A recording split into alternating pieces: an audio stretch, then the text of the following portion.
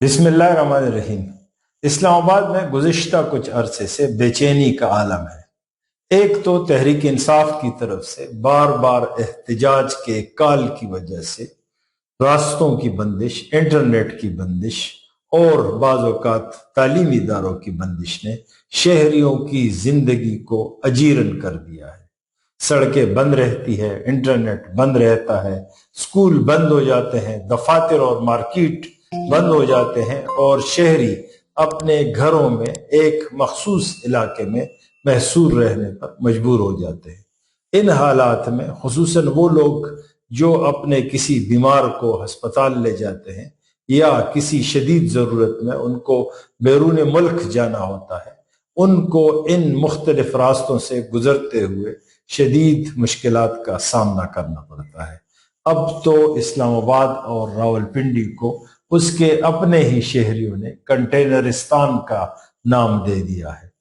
ان حالات میں جب ہر طرف احتجاج ہوتا ہے، شنگھائی تعاون تنظیم کانفرنس کے ذریعے حکومت نے یہ احساس دینے کی کوشش کی کہ جیسے اسلام آباد میں حالات معمول پر ہے، مگر اس کانفرنس کے دوران جس انداز میں شہر کو چاروں اطراف سے بند کر دیا گیا، بعض شہریوں کے الفاظ میں ایسا لگ رہا تھا جیسے یہاں کرفیو نافذ کر دیا گیا ہے۔ اس کے ساتھ ساتھ اکتوبر کے آخری ہفتے کے آنے سے پہلے جو مجوزہ ترامیم ہے، اس نے بھی حکومتی ایوانوں میں شدید اضطراب پیدا کیا ہوا ہے۔ پورے دارالخلافے میں مسلسل افواہیں پھیل رہی ہیں اور مستقبل کے حوالے سے کافی ساری افواہیں زیر گردش ہے۔ یہ ابھی تک واضح نہیں ہے کہ حکومت کے لیے اکتوبر کا آخری ہفتہ اتنا اہم کیوں ہے۔ ویسے تو معمول کے مطابق تقرریاں بھی ہوتی ہیں، تبدیلیاں بھی ہوتی ہیں اور ایکسٹینشنز بھی دی جاتی ہیں، لیکن اس دفعہ اس معاملے کو اتنا سیریس کیوں لیا گیا ہے کہ حزب اختلاف کے سیاستدان اور خود مولانا فضل الرحمان بھی یہ کہہ چکے ہیں کہ ان کے اراکین کو اغوا کیا جا رہا ہے، ان کو خریدنے کی کوشش کی جا رہی ہے، یہاں تک کہ گھروں کی خواتین کو بھی ہراساں کیا جاتا ہے۔ اس صورتحال میں اسلام آباد میں ایک سیاسی ہلچل مچی ہوئی ہے۔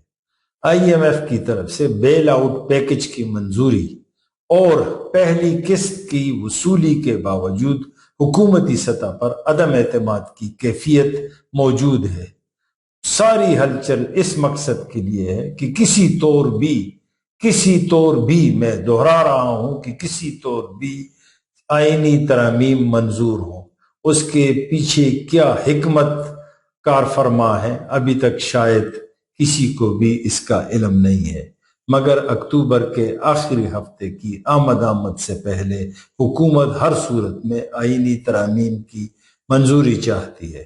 افسوسناک بات یہ ہے کہ اس پوری صورتحال میں عوامی مسائل کا حل کہیں پر بھی حکومتی ترجیحات میں شامل نہیں ہے، اور شاید کہ اب وقت آ گیا ہے کہ سیاسی راہداریوں میں، اقتدار کی راہداریوں میں سنجیدہ لوگ شامل ہوں جو صبر اور حکمت کے ساتھ عوامی مسائل کو حل کرنے کے لیے پلاننگ کرے۔